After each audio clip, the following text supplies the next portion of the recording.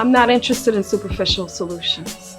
I'm not interested in solutions that make some people who are in dominant spaces and dominant power structures feel good. I'm interested in justice. I'm interested in liberation. I'm interested in all the things underneath that, which is getting to the root cause of A, why we're in the conditions that we're in, and B, how we can reclaim our rightful place as the leaders that we are destined to be, to reclaim the solutions and drive the solutions that our communities deserve. I am the daughter of Iya Ifalola Omobola. I am the granddaughter of Ernestine Perry Baratarun, may she rest in peace, the daughter of a long lineage of freedom fighters, resistors, lovers of liberation. I am the co-founder of the National Black Food and Justice Alliance. I have the great privilege, the great honor of working with incredible leaders, freedom fighters, growers, producers, farmers, activists, organizers, people who care deeply about the means to produce, the means to distribute, and the means to nourish our people. And so we were founded about 7 years ago, but based on a long lineage of resistance, rooted in the food movement. I've been deeply involved in liberation struggles throughout my life. I come from a mother who is deeply involved in movement work. I come from a mother who's deeply involved in retaining ancestral knowledge and wisdom through indigenous African traditions. And so I grew up in that. I grew up in the anti-apartheid movement, deeply inspired by the struggle for liberation in South Africa. I grew up remembering campaigns to divest from apartheid, and that deeply shaped me.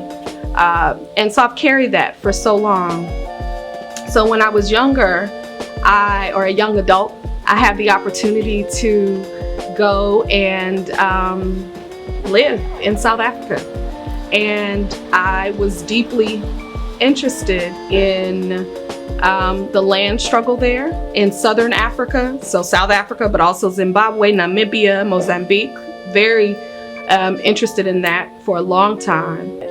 But I come back to Chicago, where I am from. One of the many places I'm from, but it's definitely my political home. And I remember living on the south side of Chicago, and I remember seeing the same grocery store that had food that was very old and gray and spoiled in Black communities. The same grocery stores in white communities had very fresh, shiny, luxurious food, and I thought it was incredibly unfair. And my mother's mother, Ernestine Perry, an incredible teacher, educator, counselor, and my mentor, my caretaker, who raised me, she would tell me stories about living on a farm.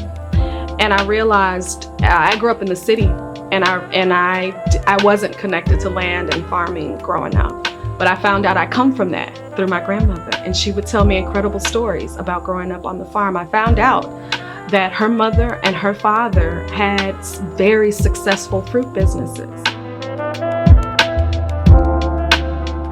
We are growers, we are stewards, we are brilliant. Our people have fed our people. We have fed communities, we have fed our families for generations, and so we know how to do this work. And so our investment, we are deeply invested in carrying on that legacy and that tradition through the National Black Food and Justice Alliance and all of our many members. I look at food justice as the confrontation of power, the necessary confrontation of power to achieve justice for our communities, to be able to achieve food sovereignty. Through the National Black Food and Justice Alliance, we work on land justice. We see it being essential to our quest towards food sovereignty. And we see food sovereignty as essential to our quest towards liberation. And so we work on what's called self-determining food economies, in a movement to control an economy rooted in care, rooted in nourishment, rooted in community ownership and community control of the means to feed our people. We are working with food co-ops, we are working with farmer co-ops, and we are deeply invested in supporting supply chain infrastructure to make sure, again, that we have an economy that is worthy of our people, that is rooted in the dignified profession, the dignified history of land stewardship.